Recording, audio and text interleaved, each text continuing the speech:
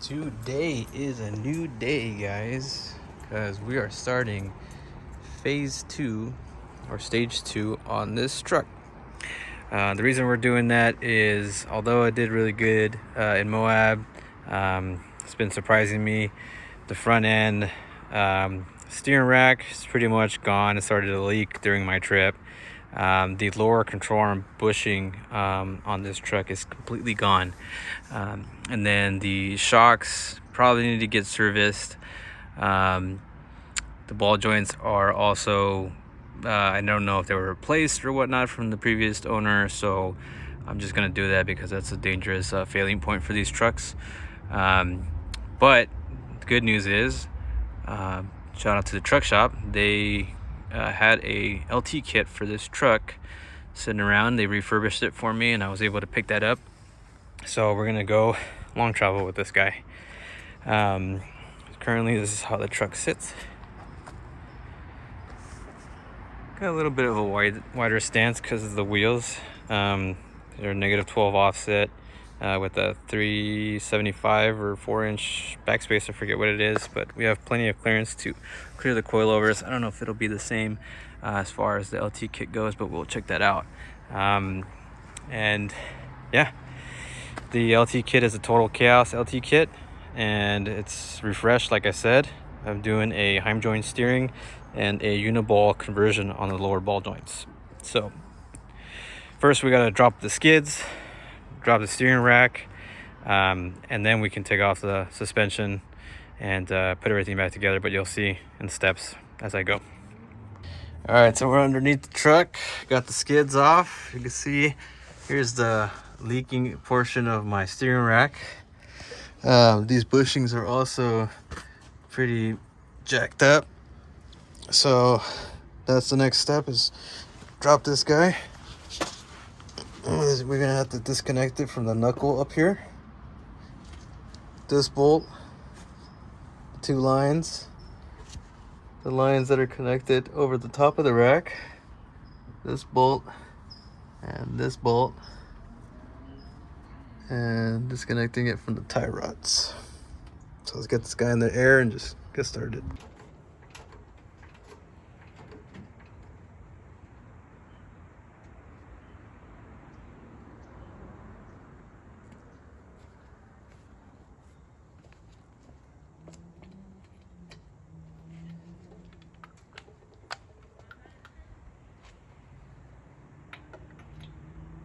How many of these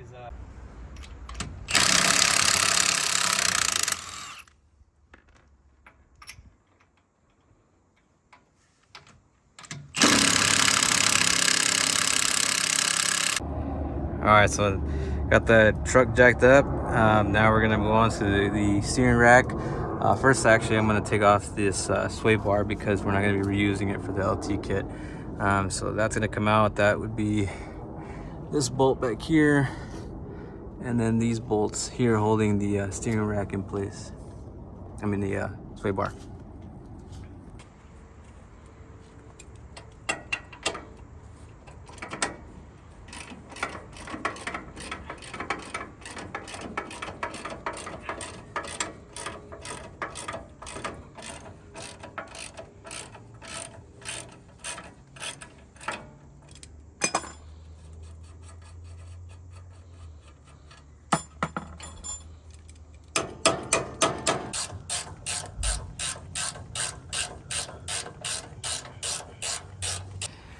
All right, so this side was an 18 millimeter nut, and then these guys that were connected to the bushing were 12 millimeters.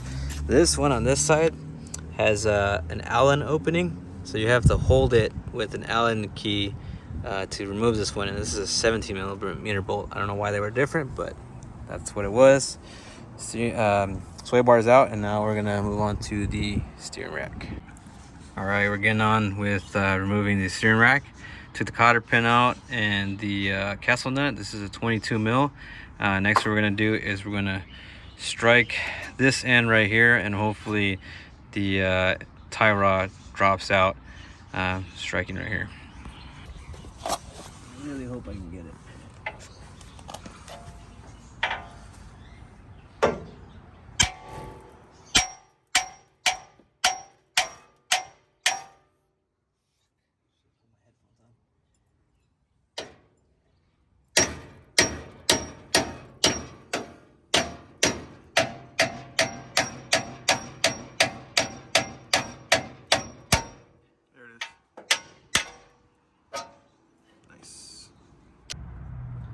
So right here, we're just loosening these up. These, I think this is an OEM rack.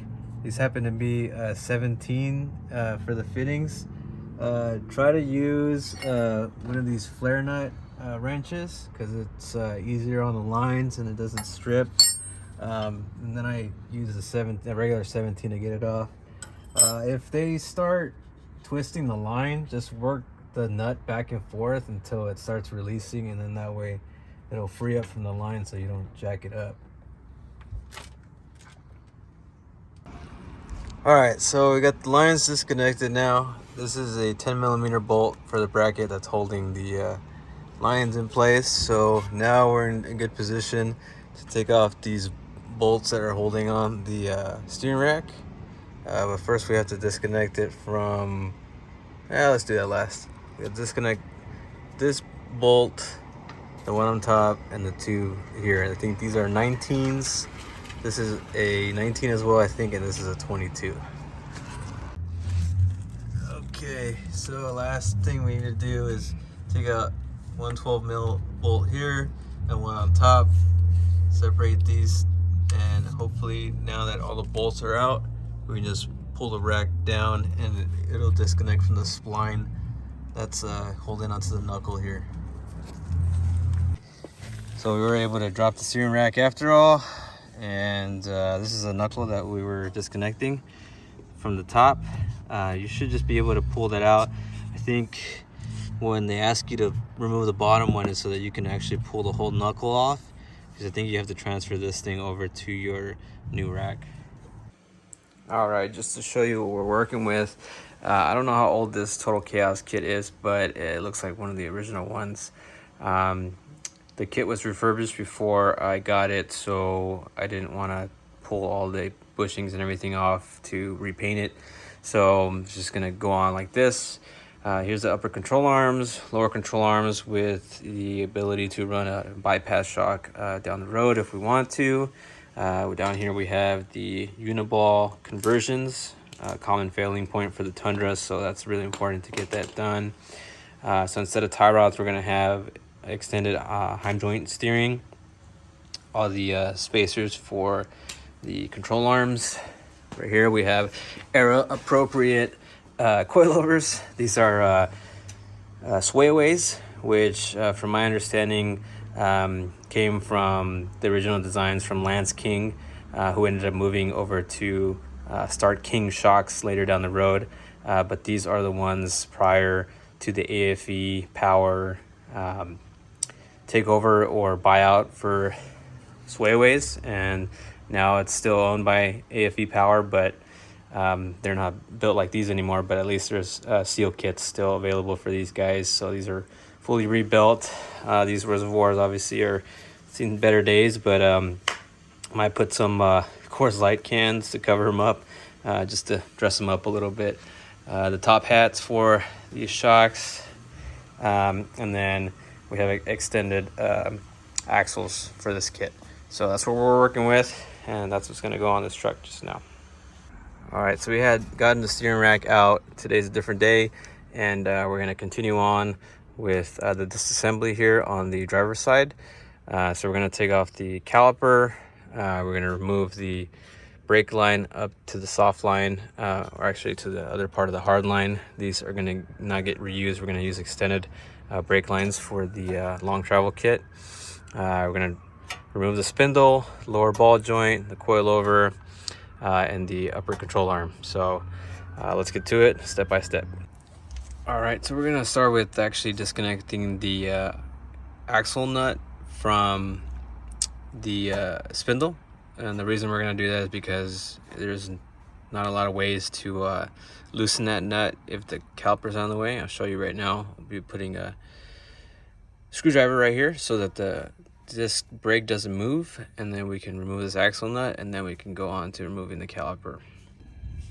All right, so this is the screwdriver I was talking about. Here's a 32mm socket with an impact gun. If you don't have an impact gun, you could easily do that with a breaker bar. So there it is, it's out. All right, so next we have the brake caliper. So it's 17mm bolts, this one and this one back here. And then we're going to remove all the bolts that are holding the soft line in place, and then unbolt the hard line, which is up here. I think this is a 10mm. All right, we got the brake line bleeding out. I don't have anything to pinch it off, so then we're gonna remove this caliper now, since it's not connected to anything anymore. All right, and then we're just gonna pull off the disc brake and work on disconnecting the spindle. All right, so we got the whole spindle assembly and control arm supported with the jack. Just a little bit of pressure, I was able to get off the bolt that's holding on the upper control arm to the spindle with a adjustable wrench down here and a 28mm socket up top. Now, there's not a lot of room to put a gun in there. There probably would be without the reservoir sitting up there, but I just used a wrench and a breaker bar first, and then a wrench. And then on the bottom, I have the Total Chaos spindle gussets, so there's not a lot of room in there, so just enough for a wrench. I just used my adjustable one, and it was enough to hold that in place. All right, so we just took off the 4 bolts that are from the lower ball joint here, loosen up the spindle. So we should just be able to push the axle back, see here, and pull the spindle off. Let's see.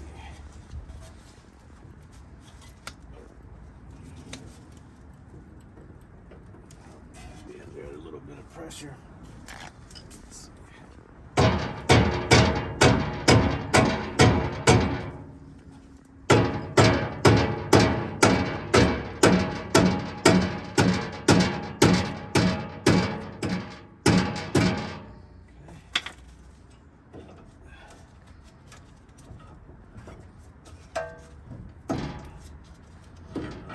Go.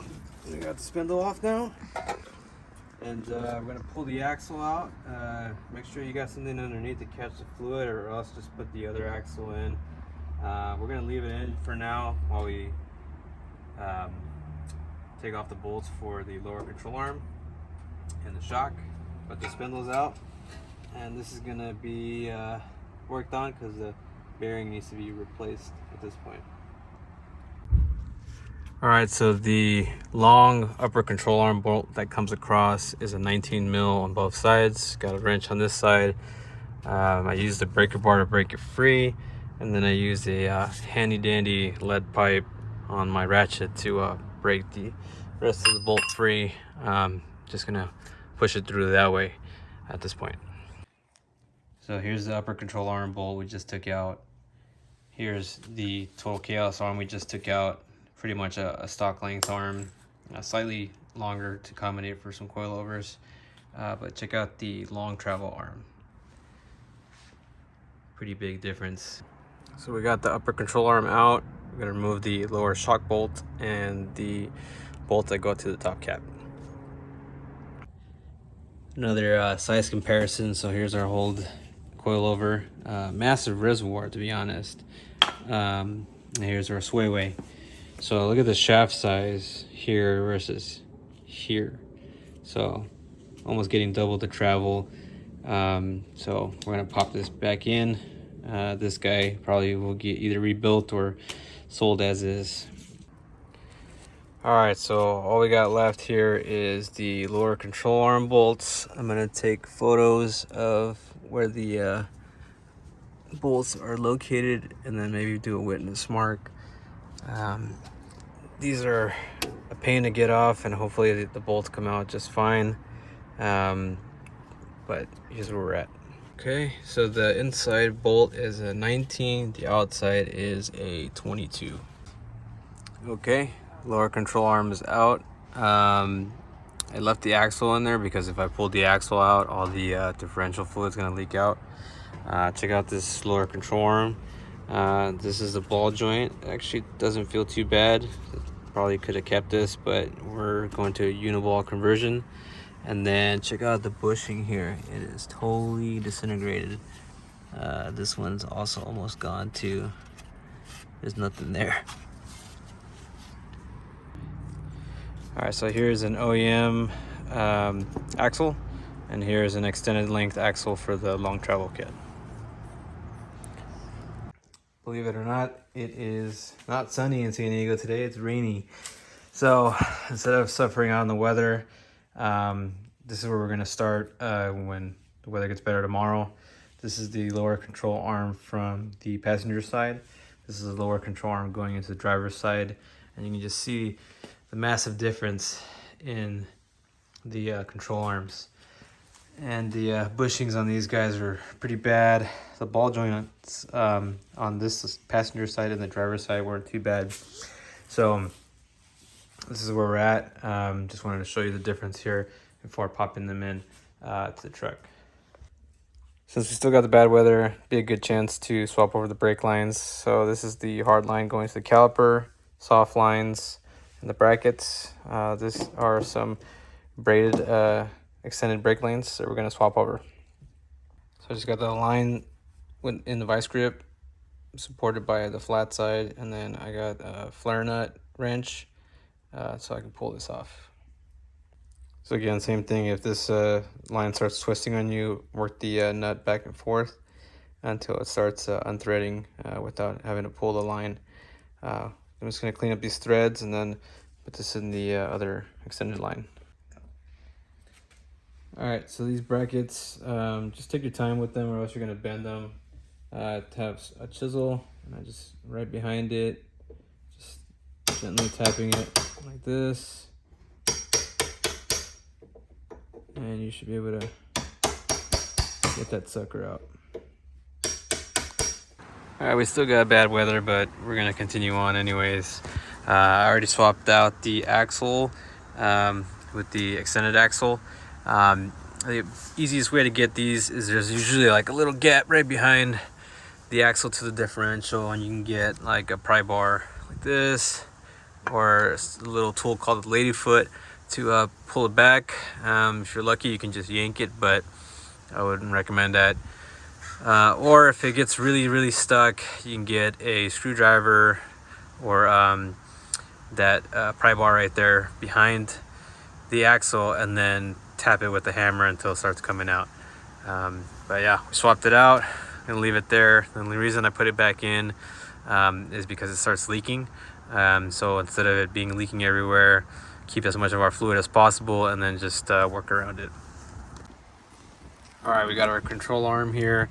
The fat side is gonna go towards the front of the truck. The shorter side is gonna go towards the back of the truck. I found the easiest way to do this is to bring it up underneath between these because the fit's a little tight with the new bushings. If you need to tap it in with like a mallet, just bring it up, and once you get it in there, I have the bolts ready to go, nice and lubed up with some lithium grease, and they both go in this direction, so you just be able to pop these guys in to hold it into place, and then you put your bolt in. So it takes a little convincing. I took a mallet to it and again hammered it in. Then I took the shaft that holds the bolt in place. I just punched that in on both sides, and then I took pictures of the caster or the alignment tabs beforehand, so I knew which way to go. Once I had those lined in, I just punched everything in, tightened it down just for now, and then I just have this one left on this side. I put anti-seize or lithium grease on the shaft, on the bolt, and on the inside of these guys, because there's a little pocket that sits there like that, like this, just so that it's easier to come off at a later time. So this is got kind of a hex head, so if you don't have it exactly where you need it, you can rotate with a wrench and get it in the spot that you need. All right, I'm not gonna tie them down all the way. They're tight enough so that they stay in place, but we're gonna tighten it when we drop the truck down a little bit. So we're moving on now. We're gonna go to putting the coilover on.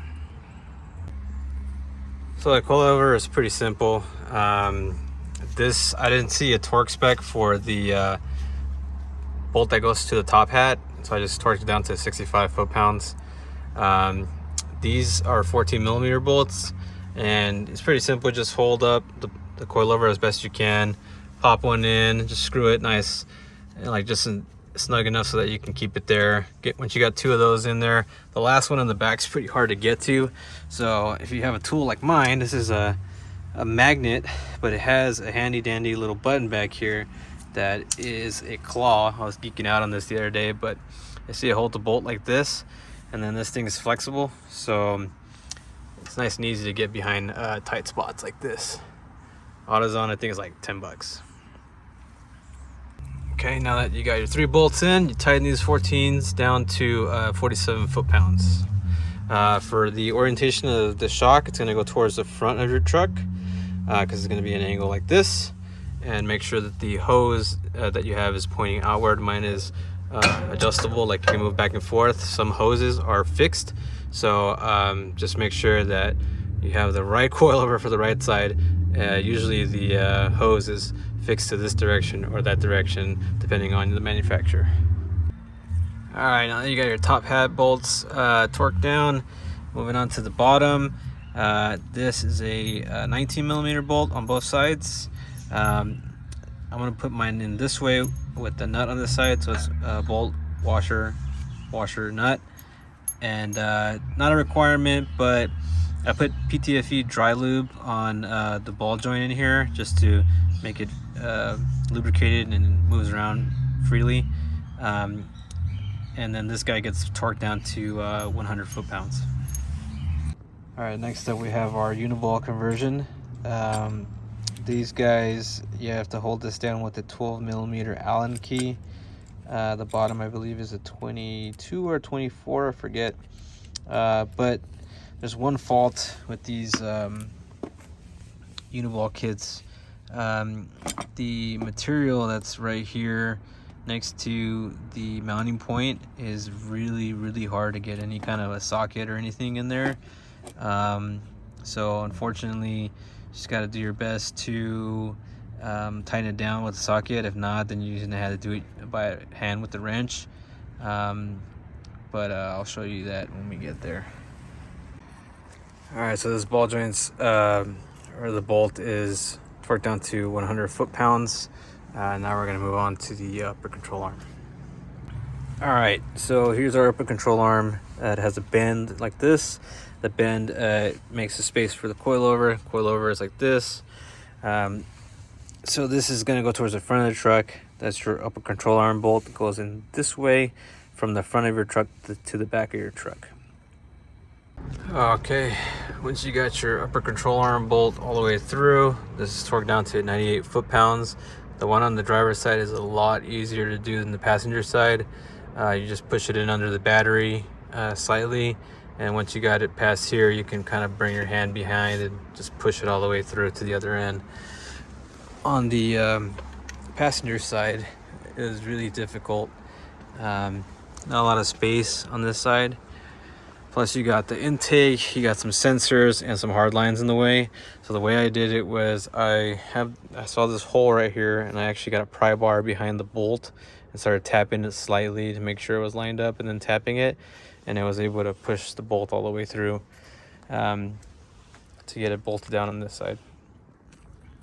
All right, so the last thing I'm gonna be able to get to is the spindle today. I got new bearings pressed into the hub assembly just because I know they were about to go. And shout out to Alex, who ended up doing that for me, El Dorado Taco on Instagram. And he said my passenger one was really bad. So let's get this guy on. We have to seat the bottom portion of the spindle right there on the ball joint.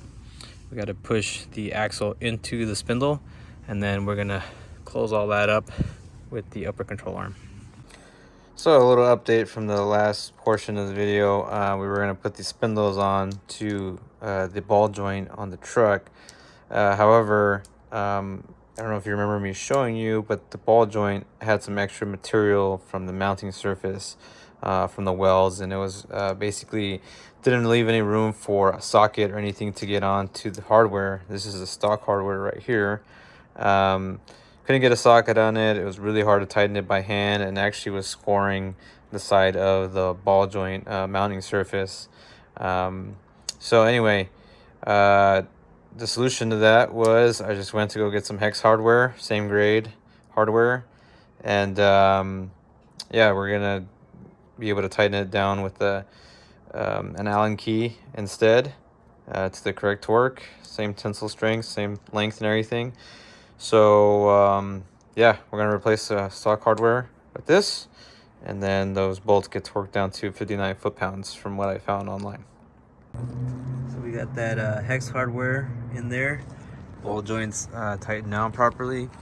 Moving back to the upper control arm.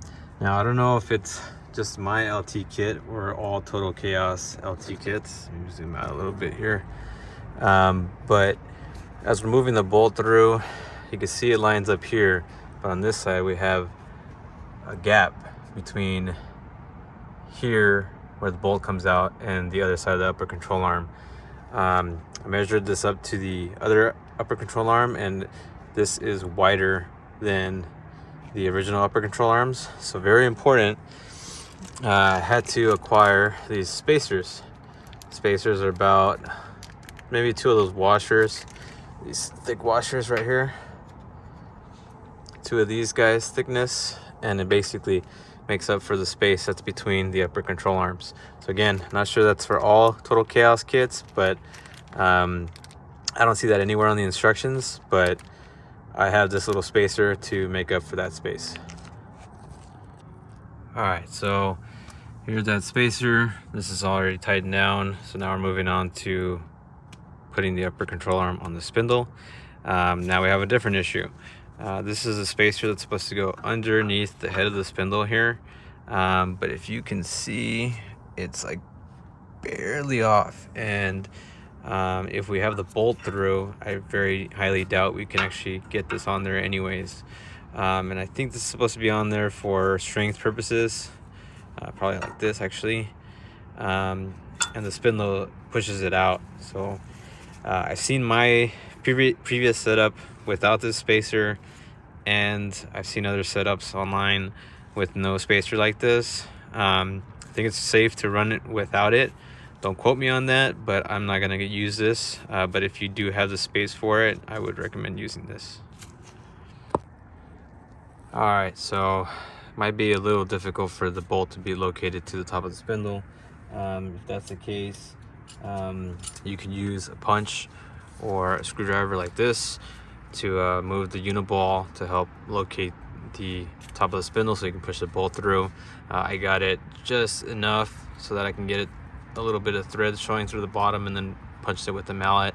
Now if your Uniball is brand new like mine, it's going to be really difficult for you to do that, but if it's used, then you should be able to move around just like that.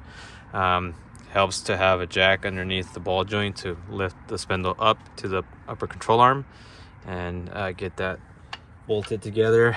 These guys are 28 millimeters. I have a 28 millimeter socket I'm gonna use at the top, and down here there's not a lot of space, so I have an adjustable wrench that I'm gonna use to hold this in place, and I believe this is torqued down to 100 foot-pounds. All right guys, almost to the promised land. We got our brake caliper on, brake rotor, you just slap it on. Brake caliper's got, remember it's got 2 bolts, one on top, one on the bottom. Those ones are torqued down to 90 foot-pounds, and they're 17 millimeter bolts. So now that we got that in place, we're gonna put the extended brake lines back on. Those are 10 millimeters. We're gonna feed it through the hole back here, right here, to the bracket that's right there. And then it's gonna go up through here to the hard line. All right, y'all, so we got our extended brake line connected to our caliper. The way I would do this is I would start from connecting it up here and leaving this loose, connecting the hard line down here, and then connecting this piece. That way you can have a loose connection all the way through and make sure everything is seated properly, because it's going to be really difficult for you to get these hard lines to thread up to this new line and then kind of maneuver it without having to kink it. So just be careful with that, take your time. Yeah, that's all good to go. So now on this side, we just have to figure out what we're gonna do with the reservoir and tighten down this axle nut right now. This axle nut is to I think 103 foot-pounds. Put a cotter pin in it, and then we can put the steering rack back in and then do the Heim joint steering. I will probably get to that tomorrow. All right, so here's that full assembly in the daylight. Just wanted to show you real quick. We got our axle nut back in, got our cotter pin. Here's the line, the way that it's mounted. Got our upper control arm bolt mounted with the spacer. So all we need to do now is find out a good place to mount this reservoir, and then put the steering rack, like I said, back on, and then the Heim joint steering. Now you don't need to remove your entire rack for an install like this. You can move it back by unbolting it and then being able to get the bolt out. But because I'm putting a new rack in, this is why I'm doing that. All right, now we're moving on to the steering rack. Here's my new steering rack from Toyota. There's the old steering rack. Now my assumption is that this steering rack, when we took it off, it was straight. I made sure to turn the wheel. The wheels were pointed straight. So what we're gonna do to make sure that this guy is gonna be straight too is we're gonna turn this all the way till it's clocked, and then we're gonna count back how many turns to get it centered again. And then we're gonna do the same thing with this. Assuming this is all the same, I should be able to clock it the same amount of turns to get it centered.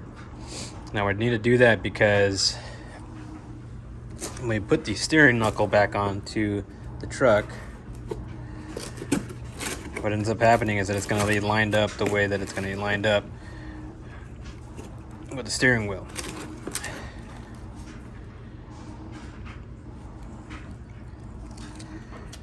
So what I'm saying is that if it's not lined up properly, then your steering wheel is going to be clocked left or right when it's supposed to be straight. So when we're putting this guy back on the steering rack, that's what we want. We want it to be straight. And then the other thing too is this guy had a little bit of play in it, as you can see right here. Actually, the bushing's already cracking. It's cracked all the way through. So wanted to do it right. We're getting a new rack, so picked up a new steering knuckle from Toyota. If you want to know the part number, that's the part number. We're going to put that onto this new rack. All right, now that we have our rack centered, just be careful. This one I didn't have it plugged, so all the oil started leaking out of it. This has plugs.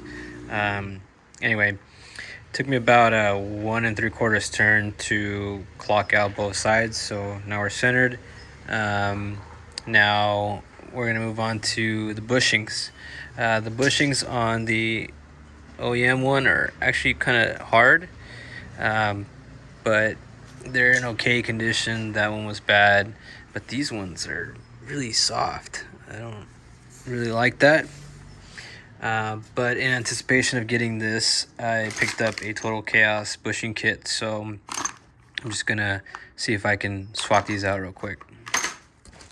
All right, so what I did was I cut off the top of the one side of the rack and then punched it out with a socket and a hammer.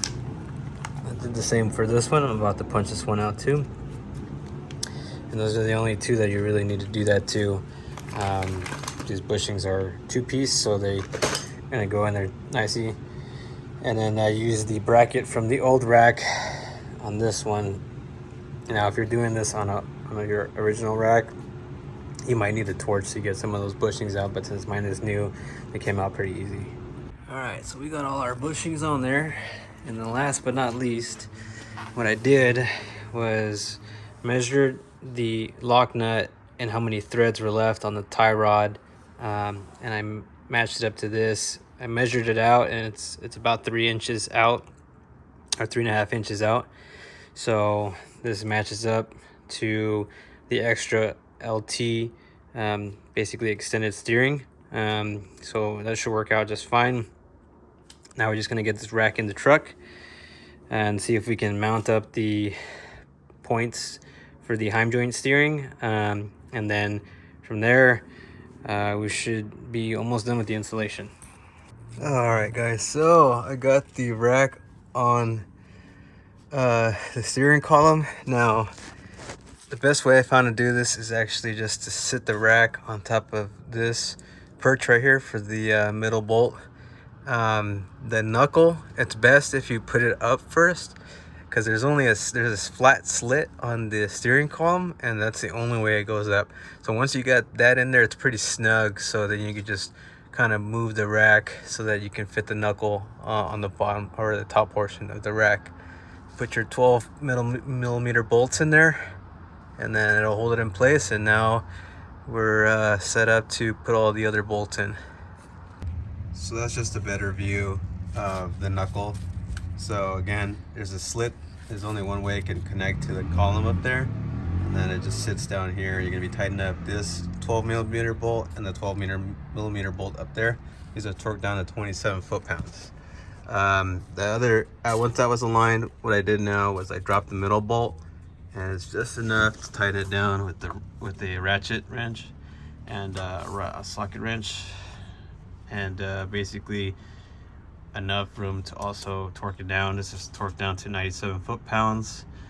So we're gonna move on to this one and this middle bolt as well. These are 22, and I believe these are both 19s. Okay, got all the bolts torqued down. So the only thing left is to connect your lines up here to the mount. Connect your lines here, 17 millimeter bolts. We're gonna move on to connecting the Heim joint steering. Fill this up with fluid, and then move the rack back and forth so the fluid can circulate and get all the air out of the system. So one really important note is that your steering rack comes with O-rings, and I don't know exactly how they sit, but I use like a punch to get it all the way in the inner circle there. Not quite sure if you can even see the O-ring in there, but that's what's gonna stop the rack from leaking. So just wanted to make sure to get that in there, and then had to tighten these down, and then use a wrench to get them snugged up. All right, got the Heim joint all squared away. Super difficult to get that figured out. The other side, what I ended up doing on the other side was I put this in first, then I threaded this in, and then I pulled the steering rack back and forth until I could line it up with this. Started threading it in from the top here, and then put the lock nut. This is about 1 inch threads compared to my last rack, and yeah, now it's squared away. This side was a lot easier once that side was in. This side I could just kind of squish in and drop the bolt in. So that's all squared away, and now we just need to get the reservoir out of the way, mount the tire, and see what it looks like. Wheels are back on. Everything's locked and loaded here. And look at this guy. Beefcake. Now we just gotta take it to the alignment shop, get it lined up, test for clearance, make sure there are no leaks, and yeah, that completes our LT install. Did it right here in the driveway with some basic tools. Go ahead and like the video. If you have any questions, put them down below, DM me directly. Thanks for watching.